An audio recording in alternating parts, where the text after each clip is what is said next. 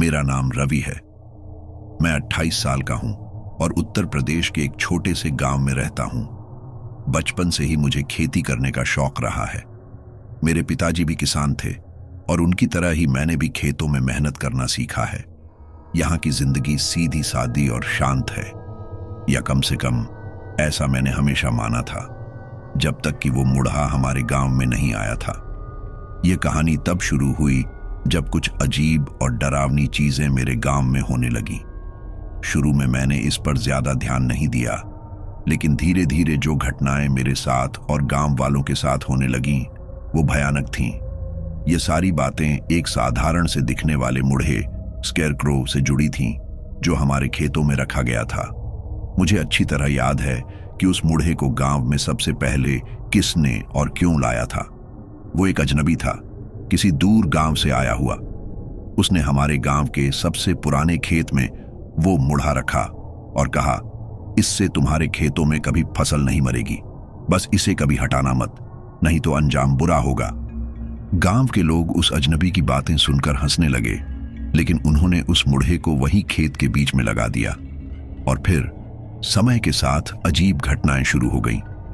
पहली बार जब मैं उस मुढ़े को देख रहा था, मुझे उसमें कुछ खास नजर नहीं आया। एक लकड़ी का ढांचा था, उस पर पुराने कपड़े पहनाए गए थे और सिर पर बंधा हुआ एक फटा पुराना टोपी जैसा कुछ था। पर फिर भी उसमें कुछ ऐसा था जो मुझे अंदर तक खटकता रहा। जब से वो मुढ़ा हमारे गांव में आया था, कुछ अजीब बातें होने लगीं। सबसे पहले तो गांव में रात को अजीब अजीब आवाजें सुनाई देने लगीं। खेतों के पास से गुजरते हुए लोगों को हमेशा ऐसा लगता जैसे कोई उन्हें देख रहा हो। कई बार तो लोगों ने कहा कि उन्होंने रात के अंधेरे में किसी परछाई को उस मुढ़े के पास देखा है। कुछ गांव वालों का मानना था कि यह बस मन का भ्रम था, पर कुछ का कहना था कि यह परछाई हिलती थी जैसे कोई जीवित चीज हो। मैंने इन सब बातों को कभी गंभीरता से नहीं लिया। मेरे ख्याल से ये सब बस अफवाहें थीं। गांव के लोग अक्सर छोटी छोटी बातों को बढ़ा चढ़ाकर बताते थे। पर एक रात मेरे साथ जो हुआ, उसने मेरी सोच को बदल दिया। उस रात मैं अपने खेत में पानी देने गया था। आसमान में बादल छाए हुए थे, हवा तेजी से चल रही थी और मुझे लग रहा था कि जल्दी ही बारिश हो जाएगी। जैसे ही मैं खेत में पहुंचा, मैंने कुछ ऐसा देखा जिससे मेरे रोंगटे खड़े हो गए। मुढ़ा उस जगह पर नहीं था जहां उसे खड़ा किया गया था। वो कुछ कदम दूर एक ओर हिलता हुआ दिख रहा था। पहले तो मैंने सोचा कि शायद हवा की वजह से ऐसा हो रहा हो, लेकिन फिर मुझे एहसास हुआ कि वहां हवा का कोई जोर नहीं था जो उसे इतनी दूर ले जा सके। मेरा दिल जोर से धड़कने लगा। मैंने इधर उधर देखा, पर आसपास कोई नहीं था। पूरी रात मैं इस बारे में सोचता रहा कि वो मुढ़ा खुद ब खुद कैसे हिल सकता है। क्या यह बस मेरी आंखों का धोखा था या सच में कुछ और चल रहा था? अगले दिन जब मैंने अपने दोस्त दीपक को इस बारे में बताया, तो उसने भी वही बात कही जो मैं खुद को समझाने की कोशिश कर रहा था, कि यह सब बस मेरा भ्रम था। दीपक मेरा बचपन का दोस्त था और हम दोनों अक्सर साथ में खेतों में काम किया करते थे। उसने कहा, रवि, तुमने कुछ ज्यादा ही सोच लिया होगा। वो मुढ़ा लकड़ी और कपड़े का बना हुआ है, वो कैसे हिल सकता है? मैंने उसकी बातों पर विश्वास कर लिया, लेकिन अंदर से मैं असहज महसूस कर रहा था। गांव में और भी लोग कहानियां सुना रहे थे कि रात को अजीब चीजें हो रही हैं। कोई कहता कि उन्होंने खेतों में किसी की परछाई देखी है, तो कोई कहता कि उनके जानवर रहस्यमय तरीके से गायब हो रहे हैं। धीरे धीरे ये अफवाहें बढ़ने लगीं और गांव में डर का माहौल फैल गया। लेकिन सबसे ज्यादा अजीब बात यह थी कि उन अफवाहों का केंद्र हमेशा वही मुढ़ा था। गांव वालों ने उसे हटाने की बात भी की, पर तब किसी ने हमें याद दिलाया कि अजनबी ने मुढ़े को हटाने से मना किया था। उसने कहा था कि इसे हटाना खतरनाक हो सकता है। मेरे मन में एक अजीब सा डर पैदा हो गया था। मैं जानता था कि कुछ तो गड़बड़ है, लेकिन फिर भी मैं खुद को समझा रहा था कि यह सब बस कहानियां हैं। हालांकि वो रात मेरे लिए एक नया मोड़ लेकर आई। रात के अंधेरे में जब मैं अपने घर में सो रहा था, अचानक मुझे खिड़की के बाहर से कुछ सरसराहट की आवाज सुनाई दी। पहले तो मैंने सोचा कि शायद हवा चल रही होगी, लेकिन फिर आवाज तेज होने लगी, जैसे कोई मेरे घर के आसपास चल रहा हो। मेरा दिल तेजी से धड़कने लगा। मैंने खिड़की से बाहर झांक कर देखा, पर कुछ नजर नहीं आया। लेकिन जैसे ही मैंने दूसरी बार देखा, मुझे एक परछाई दिखी। वो परछाई बहुत लंबी और अजीब थी। मुझे वो परछाई उस मुड़हे जैसी लगी। क्या वो मेरे घर के बाहर खड़ा था, या फिर मेरी आंखों का धोखा था? मैंने तुरंत खिड़की बंद की और बिस्तर में दुबक गया। उस रात मैं सो नहीं पाया। मेरा दिल तेजी से धड़क रहा था और दिमाग में बस एक ही ख्याल था, क्या वो मुड़हा सच में जिंदा हो सकता है? यहीं से मेरी डरावनी कहानी की असली शुरुआत होती है। मैं जानता था कि जो कुछ भी हो रहा है वो साधारण नहीं था। गांव वाले कहते थे कि मुड़हा बुरा है, और अब मुझे भी यकीन होने लगा था कि वो मुड़हा हमारे गांव के लिए कुछ भयानक लेकर आया था। पिछली रात की घटना के बाद मेरा मन बेहद विचलित था। मुझे ऐसा लग रहा था जैसे वो मुड़हा मुझे देख रहा हो, मेरा पीछा कर रहा हो। अगली सुबह मैंने गांव के बड़े बुजुर्गों से इस बारे में बात करने का फैसला किया। मैंने सोचा कि शायद कोई तो इस मुड़हे के बारे में कुछ जानता होगा। मुझे गांव के सबसे पुराने आदमी रामलाल चाचा से कुछ उम्मीद थी। वो लगभग 80 साल के हो चुके थे और गांव के पुराने किस्सों के बारे में काफी जानते थे। रामलाल चाचा के घर पहुंचकर मैंने सारी बातें उन्हें बताई। कैसे मैंने मुड़हे को रात में हिलते देखा और कैसे उसके बाद से मुझे अजीब अजीब चीजें महसूस होने लगी। उन्होंने मेरी बातें बड़े ध्यान से सुनी और फिर धीरे धीरे अपनी कुर्सी पर बैठ गए। उनके चेहरे पर चिंता की लकीरें साफ दिखाई दे रही थीं। तू जो कह रहा है रवि, रामलाल चाचा बोले, वो कोई मामूली बात नहीं है। मुझे भी वो मुड़हा कभी अच्छा नहीं लगा। जब से वो अजनबी इसे यहाँ छोड़ गया है, तब से गांव में सब कुछ बदल गया है। अजनबी कौन था चाचा, और वो ये मुड़हा क्यों लेकर आया था? मैंने पूछा। रामलाल चाचा ने गहरी सांस ली और कहा, ये कई साल पहले की बात है। उस आदमी का नाम किसी को नहीं पता, लेकिन वो खुद को एक तांत्रिक कहता था। उसने गांव वालों से कहा कि उनके खेतों में फसल बर्बाद हो रही है क्योंकि वहां कोई बुरी आत्मा का साया है। उसने कहा कि अगर हम इस मुड़हे को अपने खेतों में खड़ा कर दें तो वो आत्मा यहां से चली जाएगी और हमारी फसलें बढ़िया होंगी। और फिर क्या हुआ? मैंने उत्सुकता से पूछा। उस वक्त गांव के लोग मुसीबत में थे। फसलें सच में खराब हो रही थीं और खाने की भी किल्लत हो गई थी। मजबूर होकर हमने उस तांत्रिक की बात मानी और उसके बताए हुए मुड़हे को सबसे बड़े खेत में खड़ा कर दिया। शुरू में सब कुछ सही लग रहा था। फसलें हरी भरी होने लगीं और गांव में खुशहाली लौट आई। लेकिन कुछ महीनों के बाद अजीब अजीब घटनाएं होने लगीं। लोग बीमार पड़ने लगे, जानवर गायब होने लगे, और सबसे बड़ी बात, रात को खेतों से अजीब आवाजें आने लगीं। कुछ लोगों ने कहा कि उन्होंने मुड़हे को चलते हुए देखा है। मैंने चौंक कर कहा, तो ये सारी कहानियां सच हैं चाचा? रामलाल चाचा ने धीरे से सिर हिलाया और कहा, मुझे यकीन है कि उस मुड़हे के अंदर कुछ बुरा है। वो तांत्रिक भी उस दिन के बाद कभी नहीं दिखा। गांव वालों ने कोशिश की थी कि उस मुड़हे को हटाएं, लेकिन हर बार जब कोई उसे छूने की कोशिश करता, वो बीमार पड़ जाता। डर के मारे किसी ने उसे हटाने की हिम्मत नहीं की। रामलाल चाचा की बातें सुनकर मेरे रोंगटे खड़े हो गए। क्या यह हो सकता था कि वो तांत्रिक सच में उस मुड़हे के जरिए कोई काली शक्तियों का खेल खेल रहा हो? और अगर ऐसा था, तो क्या मैं और मेरे गांव वाले अब भी खतरे में थे? उस शाम मैं दीपक से मिलने गया। वो मेरा सबसे अच्छा दोस्त था और मैंने सोचा कि शायद वो मुझे इस उलझन से बाहर निकलने का कोई रास्ता बताए। दीपक हमेशा मुझसे ज्यादा तर्कशील था और इन अंधविश्वासों पर ज्यादा ध्यान नहीं देता था। मैंने दीपक को रामलाल चाचा से हुई बातचीत बताई, लेकिन उसकी प्रतिक्रिया बिल्कुल वही थी जिसकी मैंने उम्मीद की थी। उसने हंसते हुए कहा, रवि, ये सब गांव वालों की बेकार की बातें हैं। तुम खुद सोचो, एक मुड़हा कैसे चल सकता है? और अगर किसी ने उसे हिलते देखा है तो हो सकता है वो बस हवा का खेल हो। मुझे भी ऐसा ही लगा था, मैंने कहा, लेकिन जब मैंने खुद उसे हिलते हुए देखा तो मेरी सोच बदल गई। और अब रामलाल चाचा ने जो कहा, उसके बाद तो मेरा शक और पक्का हो गया है। दीपक कुछ पल तक सोचता रहा, फिर उसने कहा, अगर तुम्हें इतना ही यकीन है तो क्यों ना हम रात में उस खेत में चलकर खुद देख लें कि आखिर वहां क्या हो रहा है।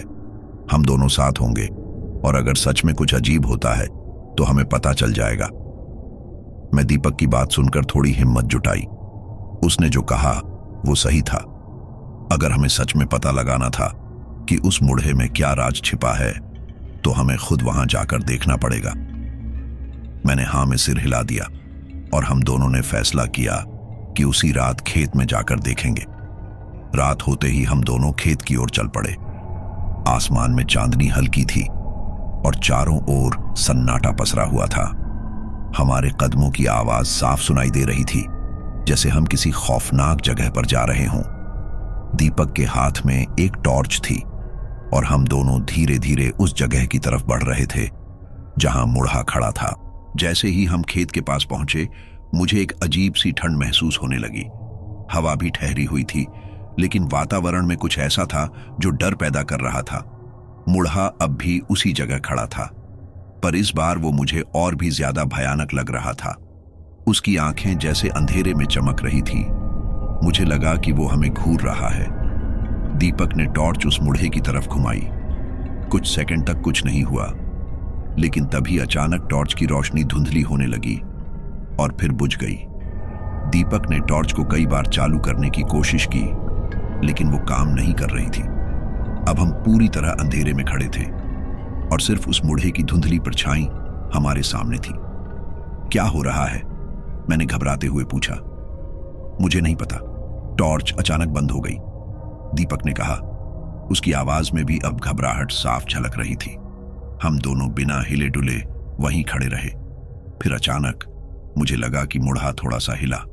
मेरे दिल की धड़कन तेज हो गई। मैंने दीपक की ओर देखा।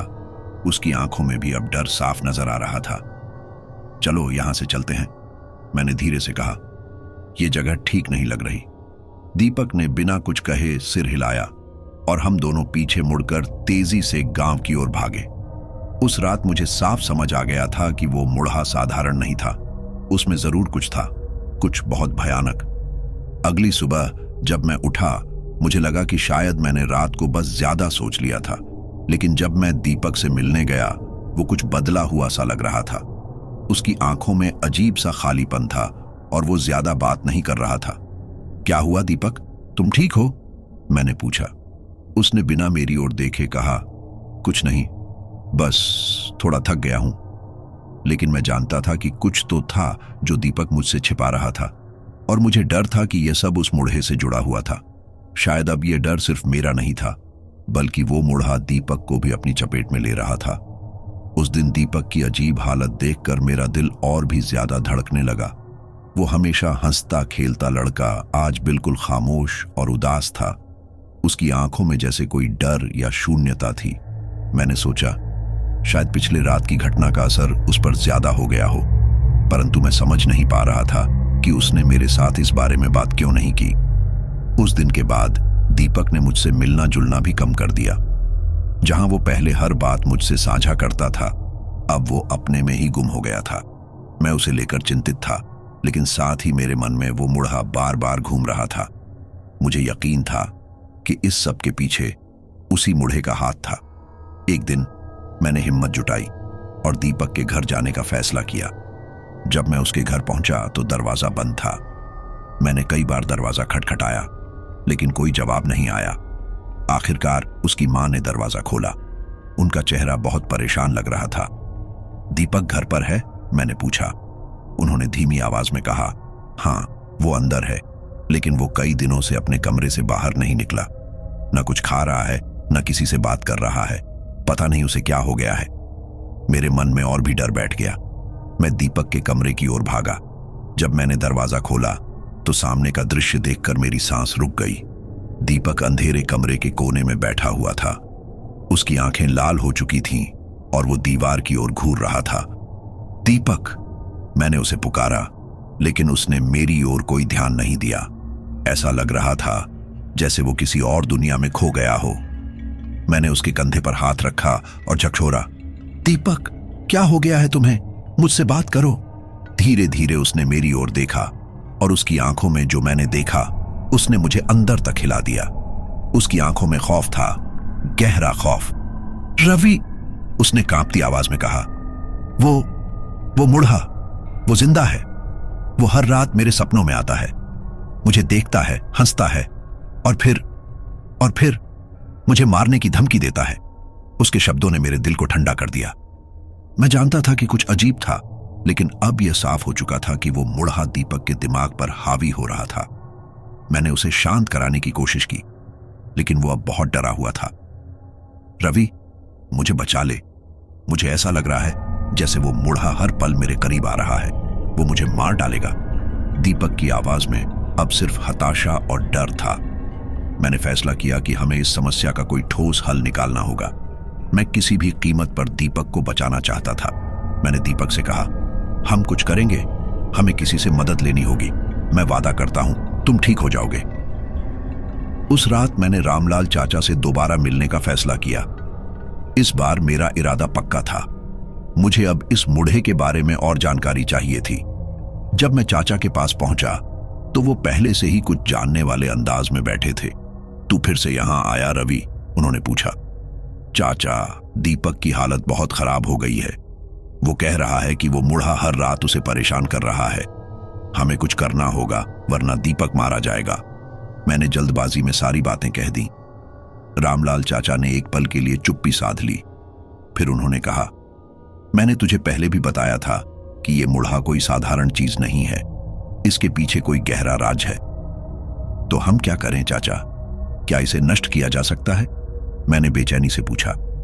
चाचा ने गंभीरता से कहा, मुड़हे को नष्ट करना आसान नहीं होगा। वो कोई साधारण पुतला नहीं है। उसमें कुछ बुरी आत्माएं बंधी हुई हैं। अगर उसे जलाने की कोशिश की गई तो वो आत्माएं और भी ज्यादा क्रोधित हो जाएंगी। फिर हमें क्या करना होगा? मैंने चकित होते हुए पूछा। तुझे उस तांत्रिक को ढूंढना होगा जिसने इसे बनाया था। वही इसका एकमात्र उपाय जानता होगा। लेकिन चाचा, वो तांत्रिक तो कई साल पहले गायब हो गया था, मैंने निराशा से कहा। रामलाल चाचा ने अपनी आंखें बंद की और धीरे धीरे कहा, कई साल पहले उसने गांव के पास एक पुरानी जगह पर डेरा डाला था। वो जगह अब सुनसान पड़ी है, लेकिन अगर तुझे उसे ढूंढना है तो वहीं से शुरुआत करनी होगी। अगले दिन मैं और दीपक ने उस सुनसान जगह की ओर जाने का फैसला किया। दीपक अभी भी कमजोर और डरा हुआ था, लेकिन उसके पास और कोई विकल्प नहीं था। मैंने उसे वादा किया था कि हम इस मुड़हे से छुटकारा पा लेंगे और मुझे अब कुछ भी करके उसे बचाना था। हम दोनों दिन ढलने से पहले ही उस जगह के पास पहुंच गए।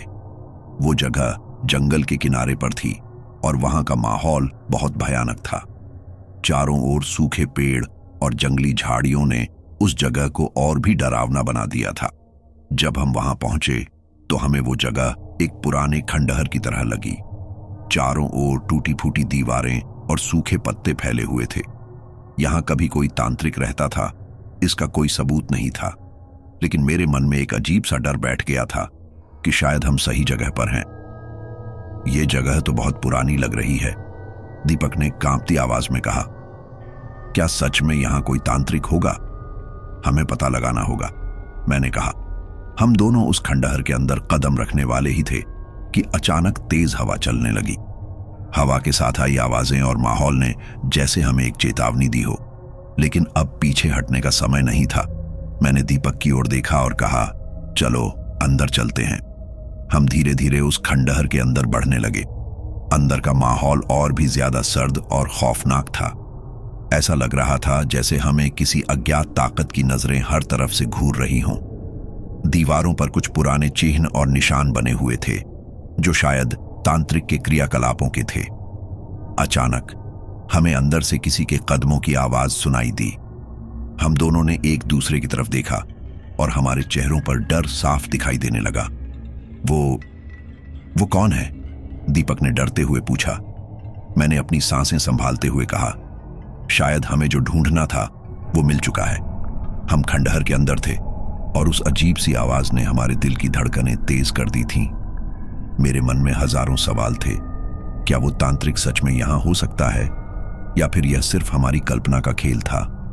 दीपक ने भी मेरे चेहरे पर डर देखा, लेकिन हम दोनों जानते थे कि अब पीछे हटना मुश्किल था।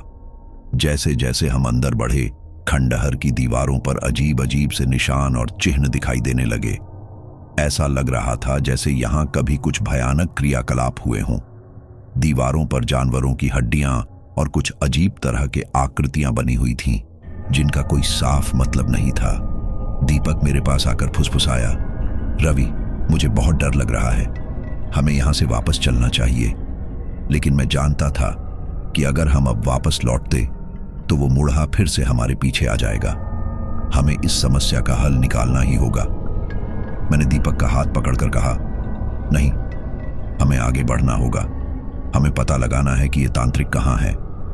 अचानक हमें एक हल्की सी रोशनी दिखाई दी। वो रोशनी खंडहर के अंदर के एक अंधेरे कोने से आ रही थी। मेरे शरीर में सिहरन दौड़ गई।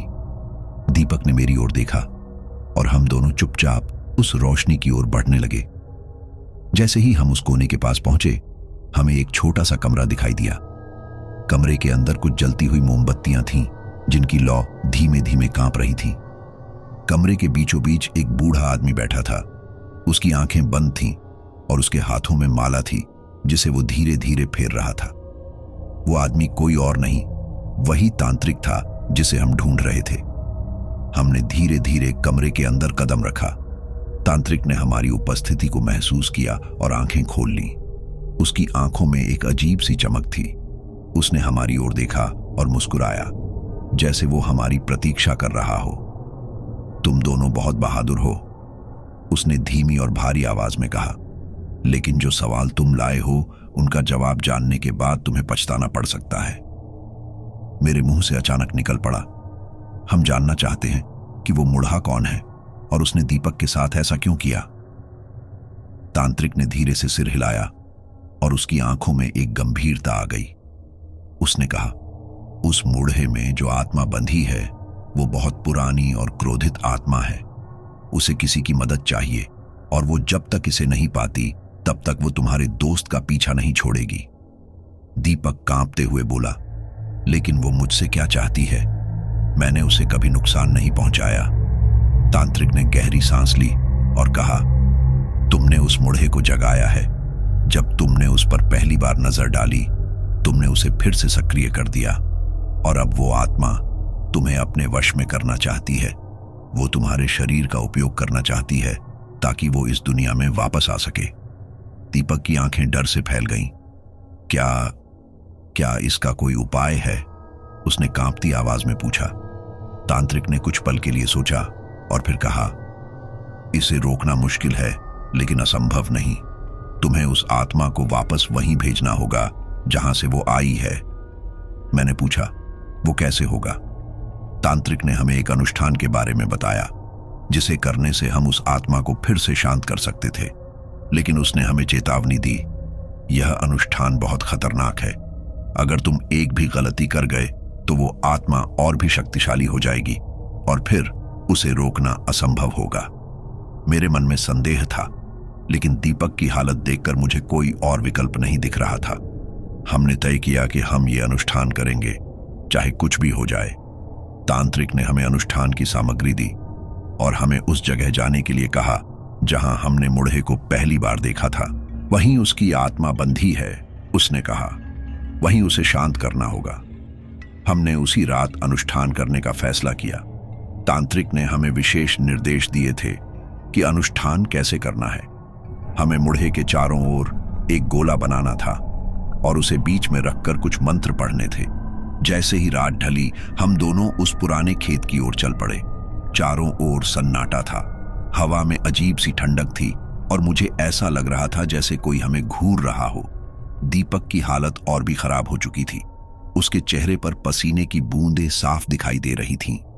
जब हम उस जगह पहुंचे जहां मुड़हा खड़ा था, तो मेरा दिल धड़कने लगा।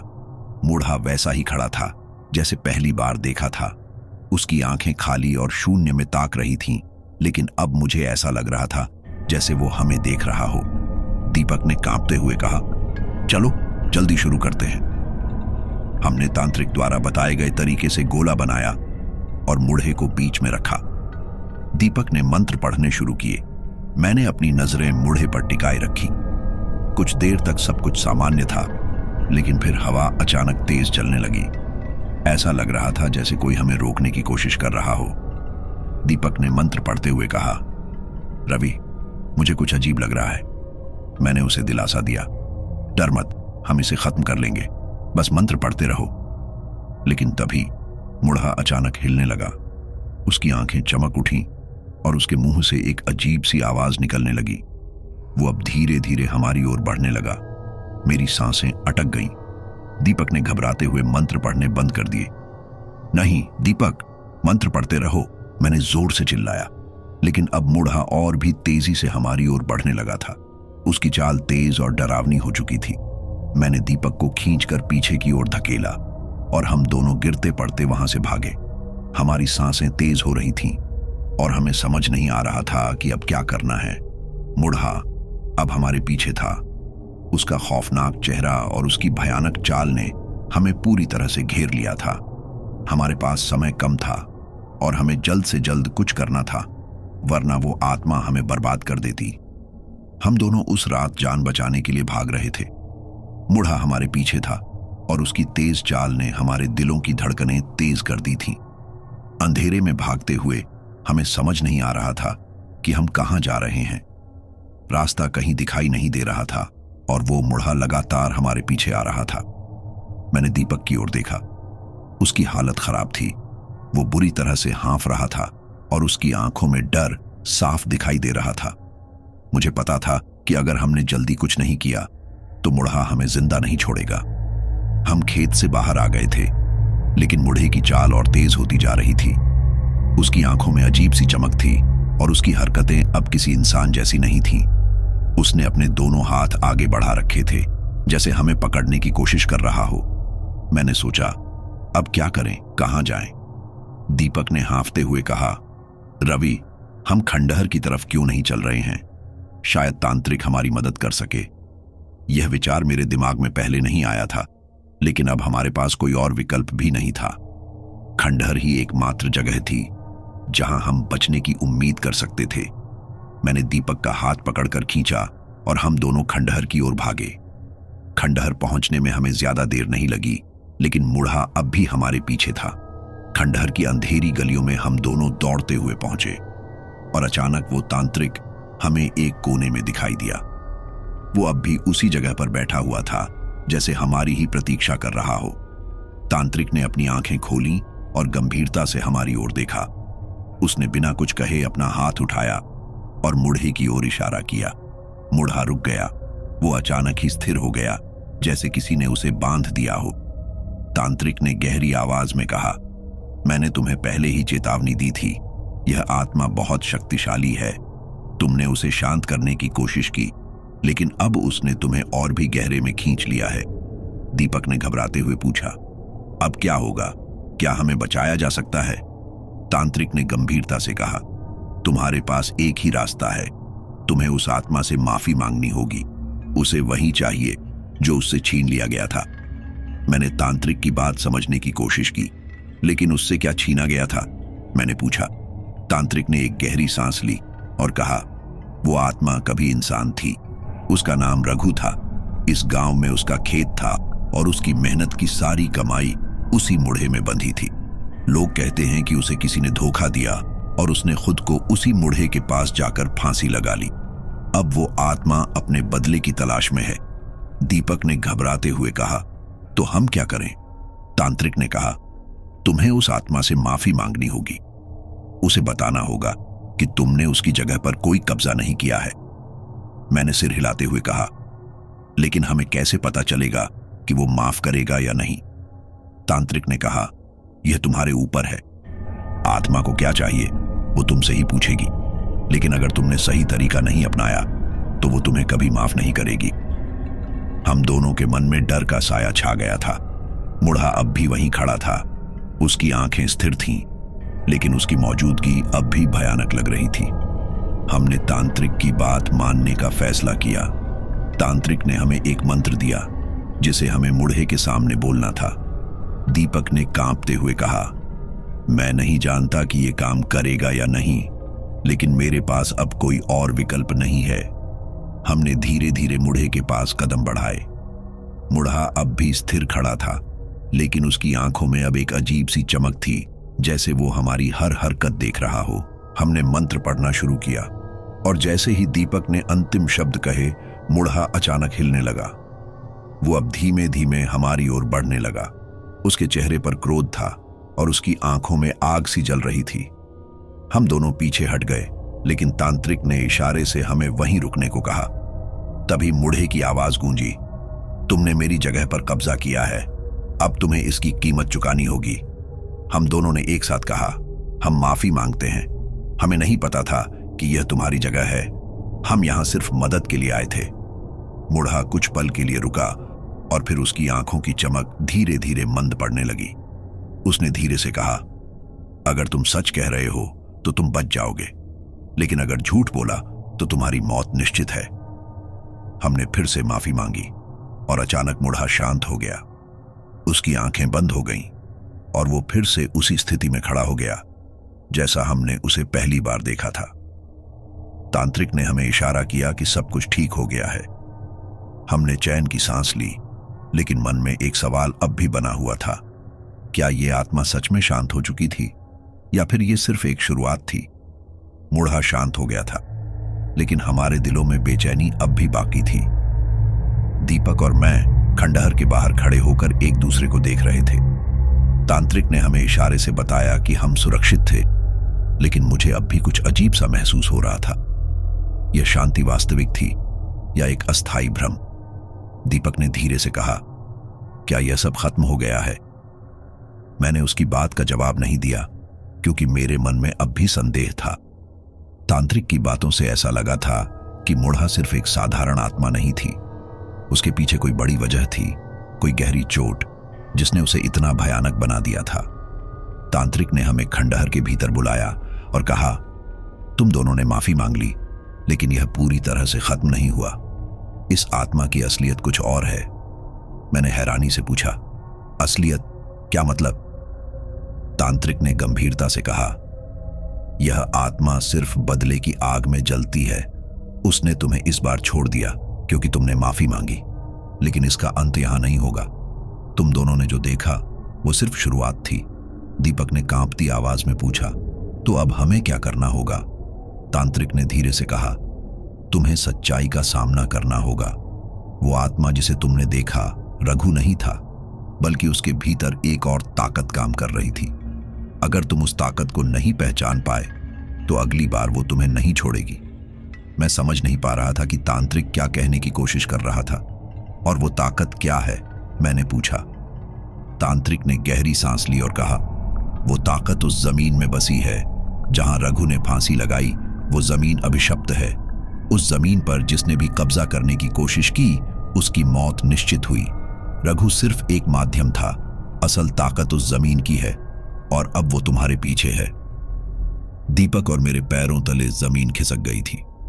तांत्रिक की बातों से लग रहा था कि हम अब भी खतरे में थे। हमने सोचा था कि माफी मांगकर सब खत्म हो जाएगा, लेकिन अब स्थिति और गंभीर हो चुकी थी। तो हमें क्या करना होगा? मैंने घबराते हुए पूछा। तांत्रिक ने कहा, तुम्हें उस जमीन को छोड़ना होगा। अगर तुम वहां से दूर चले जाओ तो शायद तुम बच जाओ, लेकिन अगर तुमने दोबारा उस जमीन के पास जाने की कोशिश की तो वो ताकत तुम्हें खत्म कर देगी। हम दोनों की आंखों में डर साफ दिखाई दे रहा था। तांत्रिक की बातें एक चेतावनी थी और अब हमारे पास एक ही विकल्प था, वह जगह हमेशा के लिए छोड़ देना। हमने तांत्रिक को धन्यवाद कहा और वहां से निकलने का फैसला किया। मन में डर और संशय था, लेकिन अब हमें समझ आ गया था कि हमें उस जमीन से दूर रहना ही होगा। दीपक ने कहा, रवि, हमें इस गांव से भी दूर जाना होगा। मैं नहीं चाहता कि उस जमीन की वजह से कोई और समस्या खड़ी हो। मैंने उसकी बात से सहमति जताई। अब हमारे पास सिर्फ एक ही रास्ता था, भागना और हमेशा के लिए उस जगह को भूल जाना। लेकिन जैसे ही हम खंडहर से बाहर निकले, मुझे एक अजीब सी आवाज सुनाई दी। वो आवाज मुढ़े की थी। उसकी धीमी लेकिन भयानक हंसी हमारे पीछे गूंज रही थी। मैंने मुड़कर देखा, लेकिन वहां कुछ नहीं था। फिर भी उस हंसी ने मेरे दिल में खौफ भर दिया। हम दोनों तेजी से गांव की ओर भागे, लेकिन मन में अब भी डर था कि क्या हम सच में उस ताकत से बच पाएंगे। क्या मुढ़ा अब भी हमारे पीछे था या फिर वो हमारी आत्माओं का पीछा छोड़ने वाला नहीं था। हम खंडहर से बाहर निकल चुके थे, लेकिन दिल में अजीब सा डर अब भी बना हुआ था। वो मुड़हे की भयानक हंसी जैसे अब भी मेरे कानों में गूंज रही थी। दीपक और मैं गांव की तरफ तेजी से भाग रहे थे, जैसे हम वहां से जितनी जल्दी हो सके उतनी दूर जाना चाहते थे। रास्ते में दीपक ने घबराते हुए कहा, रवि, तुमने वो हंसी सुनी थी? वो मुड़ा, वो अब भी हमारे पीछे है, मैं जानता हूं। मैंने दीपक को शांत करने की कोशिश की। शायद ये सिर्फ हमारा वहम है। तांत्रिक ने कहा था कि अगर हम माफी मांग लें तो हम बच सकते हैं। हमें बस इस जगह से दूर रहना है। लेकिन सच कहूं तो मैं खुद भी पूरी तरह से आश्वस्त नहीं था। हर कदम के साथ मुझे लग रहा था कि कोई हमारी निगरानी कर रहा है। जैसे ही हम गांव के करीब पहुंचे, अचानक एक बार फिर हवा में वही अजीब सी सिहरन महसूस हुई। पेड़ हवा में झूम रहे थे और उनके पत्तों की सरसराहट एक डरावनी आवाज पैदा कर रही थी। दीपक ने रुकते हुए मेरी ओर देखा। रवि, हमें यहां से तुरंत निकलना चाहिए। मुझे अब और ज्यादा देर रुकना ठीक नहीं लग रहा। मैंने उसकी बात से सहमति जताई। हम गांव छोड़ने की तैयारी करने लगे। हमारा इरादा था कि सुबह होने से पहले इस जगह को हमेशा के लिए अलविदा कह दें। लेकिन भाग्य को कुछ और ही मंजूर था। जैसे ही हम अपने घर पहुंचे, अचानक हवा की गति बढ़ गई। दरवाजे अपने आप जोर जोर से बजने लगे और खिड़कियां तेजी से खुलने बंद होने लगी। मेरे दिल की धड़कन बढ़ गई। यह सब कुछ सामान्य नहीं था। दीपक ने कांपती आवाज में कहा, रवि, वो आ गया है। वो हमें यहां से जाने नहीं देगा। मैंने दीपक को देखा और उसकी आंखों में वही डर था जो मेरे अंदर भी था। मुड़ा अब हमारे सामने नहीं था, लेकिन उसकी उपस्थिति हर तरफ महसूस हो रही थी। ऐसा लग रहा था जैसे वो हमें किसी अदृश्य शक्ति से रोक रहा हो। हमने जल्दी से घर के अंदर जाकर दरवाजे बंद किए। दीपक ने कहा, अब क्या करें? क्या हमें फिर से तांत्रिक के पास जाना होगा? मैंने उसकी बात पर गहराई से सोचा। क्या सच में तांत्रिक हमारी मदद कर सकता था, या फिर यह मुड़ा इतना शक्तिशाली था कि उससे कोई भी नहीं बच सकता था? अचानक खिड़की के बाहर से वही हंसी फिर से सुनाई दी। मेरी रीढ़ में सिहरन दौड़ गई। हमने खिड़की से बाहर झांका और वहां दूर खेतों के किनारे वो मुड़ा फिर से खड़ा था। उसकी आंखें अब भी चमक रही थीं और वो हमें सीधा देख रहा था। दीपक ने डरते हुए कहा, रवि, हमें यहां से निकलना ही होगा, चाहे कुछ भी हो जाए। मैंने धीरे से सिर हिलाया, लेकिन मन में एक सवाल उठ रहा था, क्या हम सच में बच सकते हैं, या फिर ये डर अब हमारे जीवन का हिस्सा बन गया था? मुड़ा हमें दूर से देख रहा था और उसकी भयानक आंखें जैसे हमारी आत्मा को चीर रही थीं। मैंने दीपक से कहा, हमारे पास ज्यादा समय नहीं है, हमें अभी यहां से भागना होगा। दीपक की घबराहट साफ थी, लेकिन उसने हिम्मत जुटाते हुए कहा, ठीक है, जल्दी करो, हमें किसी भी कीमत पर इस गांव से बाहर निकलना होगा। हमने घर से जरूरी सामान उठाया और बिना किसी देरी के गांव से निकलने के लिए तैयार हो गए। बाहर हवा तेजी से चल रही थी और अजीब सी ठंडक थी जो हड्डियों तक घुस रही थी। हम दोनों ने सोचा कि जितनी जल्दी हो सके गांव के बाहर पहुंच जाएं। रास्ते में हर कदम के साथ मुझे ऐसा महसूस हो रहा था जैसे कोई हमारा पीछा कर रहा हो। मैं बार बार पीछे मुड़कर देखता, लेकिन अंधेरे के सिवा कुछ दिखाई नहीं देता था। दीपक ने भी महसूस किया कि कुछ ठीक नहीं है। जैसे ही हम गांव की सीमा के करीब पहुंचे, अचानक हमारे सामने एक जोरदार आवाज आई। एक विशाल पेड़ सड़क पर गिर पड़ा, जिससे हमारा रास्ता बंद हो गया। हमें रास्ता बदलने के लिए मजबूर होना पड़ा। अब क्या करें? दीपक ने घबराते हुए पूछा। मैंने चारों तरफ देखा। गांव का यह हिस्सा बहुत ही सुनसान और डरावना था। हमें एक अलग रास्ते से जाना था जो जंगल की ओर से होकर गुजरता था। हालांकि वो रास्ता और भी खतरनाक लग रहा था, लेकिन हमारे पास कोई और विकल्प नहीं था। हमने उस संकरे और सुनसान रास्ते पर चलना शुरू किया। चारों तरफ घना अंधेरा था और हवा में एक अजीब सा सन्नाटा था। चलते चलते हमें ऐसा लगने लगा जैसे हम कहीं खो गए हों। अचानक मुझे फिर वही भयानक हंसी सुनाई दी। इस बार वो और ज्यादा करीब थी। मैंने दीपक की ओर देखा और उसकी आंखों में डर साफ झलक रहा था। रवि, ये वही है, वो हमारे पीछे है। हाँफते हुए मैंने उसकी बात पर सिर हिलाया।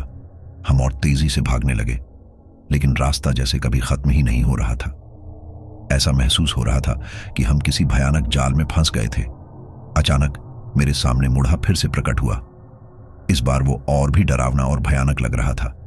उसकी आंखें जल रही थीं और उसकी शरीर से भयंकर काली धुंध निकल रही थी। हम दोनों वहीं थम गए। मुढ़ा हमारी ओर धीरे धीरे बढ़ रहा था। उसके कदमों की आवाज हमारे दिलों की धड़कनों से मिल रही थी। दीपक ने चीखते हुए कहा, रवि, अब क्या करेंगे? मैंने खुद को शांत रखने की कोशिश की, लेकिन मेरे पास कोई जवाब नहीं था। मुढ़ा अब हमारे बिल्कुल सामने खड़ा था और उसकी हंसी हमारे अंदर खौफ भर रही थी। भागने का अब कोई रास्ता नहीं बचा था। मुढ़ा हमारे सामने खड़ा था। उसकी आंखें काली धुंध में खोई हुई थीं। उसके चेहरे पर एक भयानक मुस्कान थी, जैसे वो हमारी कमजोरी का मजा ले रहा हो। दीपक ने मेरी ओर देखा और मैं जानता था कि अब हमें एक्शन लेना होगा। भागना अब संभव नहीं था। रवि, क्या हम इसे हराने की कोशिश कर सकते हैं? दीपक ने डरते हुए पूछा। हमें लड़ना होगा। तांत्रिक ने कहा था कि इस आत्मा की असलियत का सामना करना होगा। अगर हम डर गए तो यह हमें खत्म कर देगा, मैंने दृढ़ता से कहा। हमने एक दूसरे का हाथ पकड़ा और उस मुढ़े की ओर बढ़े। जितना डरावना वह दिख रहा था, उतना ही हमें अपने इरादे को मजबूत करना था। हम तुम्हारे खिलाफ हैं, मैंने चिल्लाते हुए कहा। हमने माफी मांगी और अब हमें तुम्हारी शक्ति का सामना करना होगा। मुढ़ा एक पल के लिए थम गया और उसके चेहरे पर गुस्सा था। वह जोर से हंसा और बोला, तुम सोचते हो कि तुम मुझसे लड़ सकते हो? मैं केवल एक आत्मा नहीं, बल्कि इस जमीन की सच्चाई हूं। तुम मेरे साथ नहीं जीत सकते। मैंने महसूस किया कि वो जमीन की शक्ति उसके भीतर समाई हुई थी। अब हमें उस ताकत को समझने और उससे लड़ने की जरूरत थी। तुमने जो किया वो सही नहीं था, दीपक ने गुस्से में कहा। तुम्हारे दर्द का कोई मतलब नहीं है। तुमने लोगों की जिंदगियां बर्बाद की हैं। मुढ़ा अब गुस्से में आ चुका था। वह धीरे धीरे हमारे करीब आया। मैं जानता था कि यह अब या कभी नहीं का समय था। तुम्हारी सारी ताकत इस जमीन में बसी हुई है ना? मैंने समझने की कोशिश की। अगर हम इस जमीन को छोड़ दें तो तुम्हारी शक्ति भी खत्म हो जाएगी। उसकी हंसी फिर से गूंजने लगी। तुम्हें क्या लगता है तुम इस जमीन को छोड़ सकते हो? तुम मेरी पकड़ में हो और तुम कहीं नहीं जा सकते। मैंने दीपक की ओर देखा और उसकी आंखों में भी डर था, लेकिन मुझे अपने इरादे को मजबूत करना था। हम तुम्हारी शक्ति को चुनौती देते हैं, मैंने फिर से चिल्लाया। हम यहां से जाने वाले हैं और तुम हमें रोक नहीं सकते। मुढ़ा ने अचानक एक जोर की चीख मारी। उसकी आवाज ऐसी थी जैसे आकाश फटने वाला हो। एक तेज झटका आया और हमें ऐसा लगा जैसे जमीन खिसक रही हो।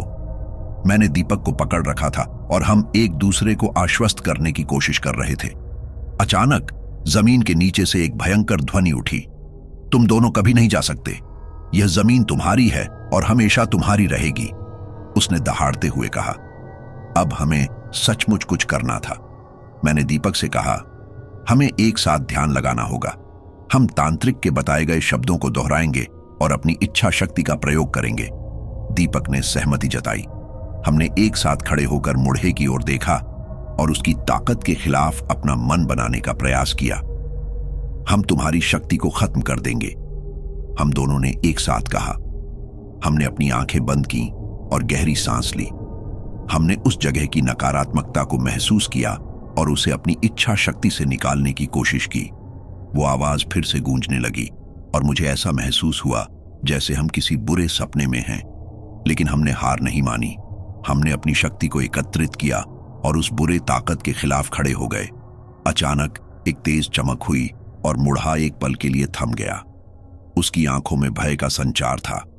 हमने उस डर को पहचान लिया और अपनी आवाज और तेज कर दी। हम तुम्हें खत्म कर देंगे, हमने फिर से कहा। मुढ़ा अचानक चिल्लाया, नहीं, यह असंभव है।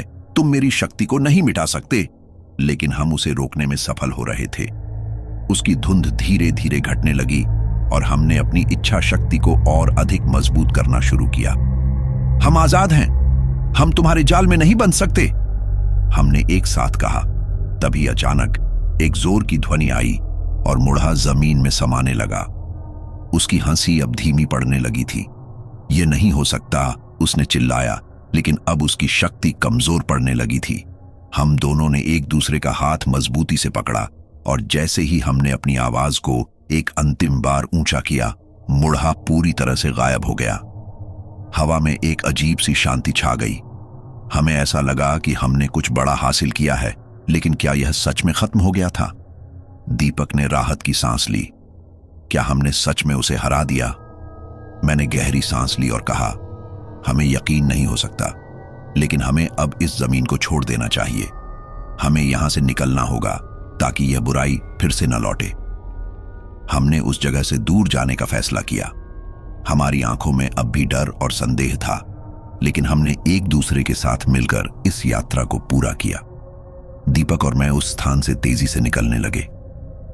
हमारे दिलों में एक अद्भुत एहसास था, जैसे हम एक बड़े खतरे से बच गए हों, लेकिन साथ ही एक अजीब सी चिंता भी थी कि क्या हम सच में मुड़हा को हरा सके हैं या नहीं। जंगल की गहराई में चलते हुए हमें हर जगह अजीब से साए महसूस हो रहे थे। हर पत्ते की खड़क, हर शाख की टहनियां जैसे हमें घूर रही थीं। अंधेरे में यह जगह और भी डरावनी लग रही थी। हम जल्दी से बाहर निकलने के लिए कोशिश कर रहे थे, लेकिन रास्ता ना खत्म होने का एहसास हमें डराने लगा। क्या तुम सच में सोचते हो कि हम उसे हमेशा के लिए हरा चुके हैं?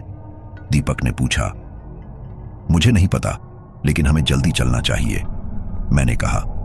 अगर वो वापस आता है तो हमें तैयार रहना होगा। हम थोड़ी देर और चले। जब हम जंगल के पास पहुंचे तो एक ठंडी हवा का झोंका आया। हमने महसूस किया कि हमारी समस्याएं खत्म नहीं हुई हैं। अचानक मेरे कानों में फिर से वो भयानक हंसी गूंजने लगी। क्या ये सच है? मैंने चौंक कर पूछा। क्या वो अभी भी यहां है? दीपक ने गर्दन झुकाते हुए कहा, हमेशा का खतरा कहीं ना कहीं बना रहता है, हमें और सतर्क रहना होगा। हमने अपना कदम बढ़ाया और जल्द ही जंगल से बाहर निकल आए। सामने का दृश्य अद्भुत था। चांद की रोशनी में पूरा गांव जैसे चमक रहा था, लेकिन हमें यकीन था कि यह सब सिर्फ एक झांसा हो सकता है। हमें गांव के लोगों को बताना होगा कि हमें क्या हुआ, मैंने कहा। अगर वो जानते हैं तो वो भी सुरक्षित रहेंगे। गांव में पहुंचते ही हमें अजीब सी शांति मिली। कोई आवाज नहीं थी, सब कुछ सुनसान था। हमने गांव के लोगों को ढूंढने की कोशिश की, लेकिन कोई दिखाई नहीं दिया। ये बहुत अजीब है, दीपक ने कहा। यहां तो कभी कभी आवाजें होती थीं, लेकिन आज कुछ नहीं है। हम धीरे धीरे आगे बढ़ते गए। अचानक एक बूढ़ा आदमी हमारे सामने आ गया। उसकी आंखों में अजीब सी चमक थी। तुम लोग कहां थे? उसने पूछा। तुम्हारे बिना गांव में बहुत कुछ बदल गया है। हमें मुड़हा के बारे में बताना है, मैंने जल्दी से कहा। हमें लगा कि हम उसे हरा चुके हैं, लेकिन हमें डर है कि वो फिर लौट सकता है। बूढ़े आदमी ने गंभीरता से कहा, तुम्हें पता होना चाहिए, मुड़हा केवल एक आत्मा नहीं है, वो इस गांव की सच्चाई है। जब तक लोग उसके बारे में जानते रहेंगे, वो कभी खत्म नहीं होगा। लेकिन हमें लड़ना होगा, दीपक ने कहा। हमने उसे अपनी इच्छा शक्ति से हरा दिया और हमें यकीन है कि हम फिर से कर सकते हैं। यह आसान नहीं होगा, बूढ़े आदमी ने कहा। उसकी शक्ति तब और बढ़ जाती है जब लोग उसके डर से भागते हैं। तुमने जो किया वो सही था, लेकिन तुम केवल शुरुआत कर रहे हो। अब हमें यह समझ आ गया था कि हमें ना केवल अपने लिए बल्कि पूरे गांव के लिए भी लड़ाई जारी रखनी होगी। हमें क्या करना होगा? मैंने पूछा। बूढ़े आदमी ने कहा, तुम्हें गांव के लोगों को इकट्ठा करना होगा। तुम्हें उन्हें बताना होगा कि वो कभी भी डरे नहीं। हमें एकजुट होना होगा। हमने उस आदमी का सिर झुकाया और समझा कि यह हमारी जिम्मेदारी है। आओ हम गांव के लोगों को इकट्ठा करें, मैंने कहा। हम दोनों गांव के चौक पर गए, जहां अक्सर लोग इकट्ठा होते थे। हमने जोर से कहा, सुनो सभी लोग, हमें एक बहुत बड़े खतरे का सामना करना पड़ा है और हमें एकजुट होना होगा। धीरे धीरे लोग इकट्ठा होने लगे। मैंने उन्हें पूरी कहानी बताई, मुड़हा के बारे में सब कुछ बताया। गांव के लोग धीरे धीरे हमारी ओर देखने लगे। हमें डरना नहीं चाहिए, दीपक ने कहा। हमें एक साथ रहना होगा। अगर हम एकजुट रहेंगे तो कोई भी हमें नुकसान नहीं पहुंचा सकता। कुछ लोग सहमत दिखे, लेकिन कुछ की आंखों में अब भी डर था। बूढ़े आदमी ने फिर से कहा, अगर तुम सब एकजुट होकर रहोगे तो तुम्हारी इच्छा शक्ति और मजबूत होगी। मुढ़ा का डर तभी खत्म होगा जब तुम सब डर को छोड़ दो। गांव के लोगों में एक नई ऊर्जा भर गई। हमने सभी को एक साथ एक जगह इकट्ठा करने की कोशिश की। क्या तुम सब मेरे साथ हो? मैंने पूछा। हाँ, सबने एक साथ कहा। अब हमें एक नई योजना बनानी थी। हमें गांव के हर एक व्यक्ति को यह समझाना था कि डर से बचने का रास्ता एकजुटता है। हम सब ने तय किया कि अगली सुबह हम गांव की सीमा पर एक समारोह करेंगे। यह एक प्रतीक होगा कि हम मुढ़ा से डरने वाले नहीं हैं और हम अपने गांव को बचाने के लिए तैयार हैं। यह सब करना आसान नहीं था, लेकिन हम सब ने एकजुटता का संकल्प लिया। हमारी नई यात्रा अब शुरू होने वाली थी।